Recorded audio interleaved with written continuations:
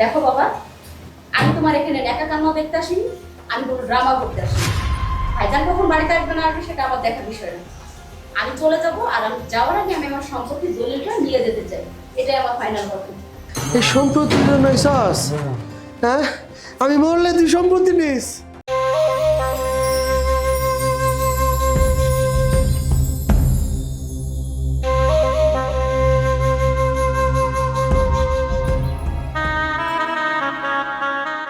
বাবা, আপনার শরীরটা এখন কেমন লাগতেছে?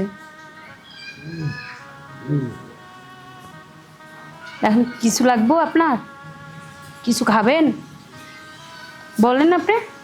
না রে মা, কিছু লাগবে না, এমনিতে অনেক কিছু করতে। কি করতেছি বাবা? আপনার মেয়ে থাকলে করতো না? ঠিক আছে, আপনি ঘুমান, আমি বাইরের কাজগুলো শেষ করে আসি। ঠিক আছে বাবা?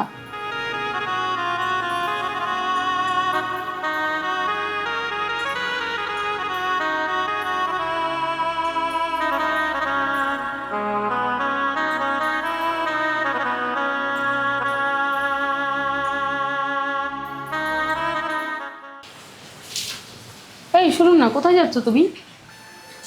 কাজে যাচ্ছি। কেন? বাবার না ওষুধ শেষ হয়ে গেছে, ওষুধ লাগবে। আসলে দেখো, 2 মাসের স্যালারি দেয় নাই, তার মধ্যে এখন ক্রাইসিসে চলতেছি, কেমনি কি করবো বলো? সমস্যা কি? আমার তো অনেক গয়না আছে না, বা আমার বিয়ের সময় আমার বাবা বাড়ি থেকে অনেক গয়না দিছে না। তোমার বাবা মানে আমার বাবা না?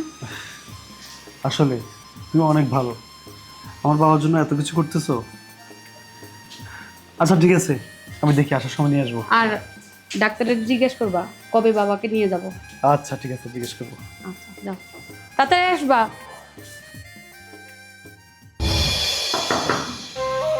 কে আসলো আবার?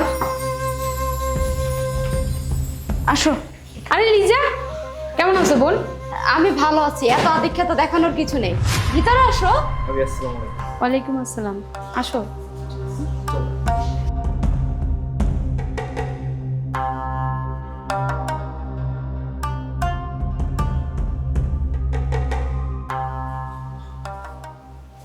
ভাবি, আপনার কিছু কথা বলার ছিল। হ্যাঁ বলো।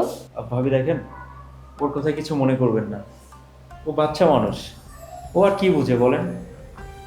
ওর জন্য আমি আপনার কাছে সরি বলতেছি ভাবি। আরে ভাই, সরি বলার কোনো কারণ নেই, ও আমাদের ছোট বোনের মতো।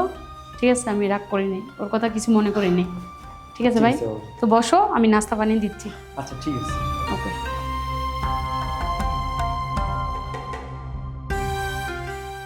বাবা, এখন আপনার কি অবস্থা?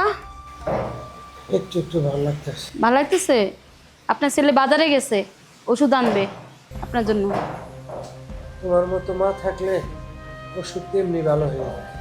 হ্যাঁ, আপনি ভালো হয়ে যাবেন। বাবা, আমার জামাই কি ভাইসা আসছে নাকি এই বাড়িতে? কেন, কি হয়েছে? কি হয়েছে তুমি বোঝো না? আর থামো না। আব্বা আসসালামু আলাইকুম। ওয়ালাইকুম আসসালাম। এই, তুমি চুপ করো। এখানে বাবা মেয়ের কথা হচ্ছে, তুমি এর মাঝখানে আর একটা কথা বলবো না, তাহলে তোমার খবর আছে। দেখো বাবা, আমি আর তোমার জামাই কখন আসছি এই বাড়িতে, কি একটা মানুষও নাই যে আমাদেরকে এক কাপ চা দিবে? আর এই যে মহারানী, মহারানীকে দেখে মনে হচ্ছে যে নবাব নন্দিনী, সে শুধু তোমার সেবা যত্ন নিয়ে পড়ে আছে। বাড়িতে যে দুইটা মেহমান আসছে তাদের প্রতি কোনো লক্ষ্যই নাই। তোর ভাই বাজারে গেছে, আসুক, রান্না বান্না হোক, খাওয়া দাওয়া করে ঠান্ডা মাথায় বস। এই বাড়ির খাওয়ানোর আমার ভিতরে ঢুকবে না। আমি সাকসাক একটা কথা বলতে আসছি। কথাটা হলো, আমি আমার সম্পত্তির ভাগ চাই। আরে কি বলছো তুমি? আব্বা তো সুস্থ, তারপরে এসব নিয়ে কথা বলো। দেখো, তোমাকে ভালোই ভালো বলছি, আমাদের বাবা মেয়ের মাঝখানে না তুমি আর একটা কথা বলতে পারবে না, তাহলে কিন্তু তোমার খবর আছে। দেখো বাবা, আমি তোমার এখানে একা কান্না দেখতে আসিনি, আমি কোনো ড্রামা করতে আসিনি। ভাইজান কখন বাড়িতে আসবে না আসবে সেটা আমার দেখার বিষয় না। আমি চলে যাব, আর আমি যাওয়ার আগে আমি আমার সম্পত্তির দলিলটা নিয়ে যেতে চাই। এটাই আমার ফাইনাল কথা। এই সম্পত্তির জন্য চাস? হ্যাঁ, আমি মরলে তুই সম্পত্তি নিস? হ্যাঁ, তুমি তো মরে গেছো, আর আমার সাথে মাইরা যাইতেছো। আমি বুঝি না সবকিছু?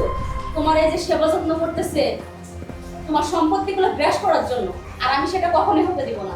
আমি আমার সম্পত্তির ভাগ আজকে চাই, মানে আজকে চাই। সম্পত্তি আমি কয়েকদিন যাবৎ বিছনায় পড়ে আছি। কয়েকদিন বললে ভুল হবে, কয়েক মাস। তুই আমার পর্যন্ত খোঁজ খবর নিবি না, একটা ফোনও পর্যন্ত দিলি না। আর এই বৌমা সারাক্ষণ আমার খোঁজ খবর নেই, ওষুধ খাওয়াই দেয়। কি বলবো, তোর মা বাইচা নাই, আমার পয়সা পায়খানাটাও সে পরিষ্কার করে দেয়। আর তুই এতদিন পরে আইসা সম্পত্তি লেগে পাগল হয়ে গেছস। সম্পত্তি নিস, আমি মরলে নিস।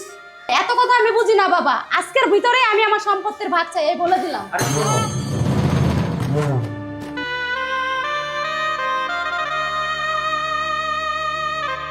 বাবা, ওর কথা কিছু মনে করেন না, ও ছোট মানুষ, ঠিক আছে? ও তো আমার বোনের মতো। তো আপনার ছেলে ওষুধ আনতে গেছে, আপনি সুস্থ হয়ে যাবেন, ঠিক আছে বাবা? আরে জি বাবা। তোমার কাছে যা সেবা আমি পেলাম, আল্লাহর কাছে দোয়া করি তুমি সারা জীবন সুস্থ থাকো। আমার দোয়া ভালোবাসা সারা জীবন তোমার কাছে রয়ে গেল। আরে এখন কথা বেশি বললেন না, আপনার শরীরে আরো বেশি খারাপ লাগবে, ঠিক আছে? সবাই কি চলে গেছে? হ্যাঁ, ওরা চলে গেছে।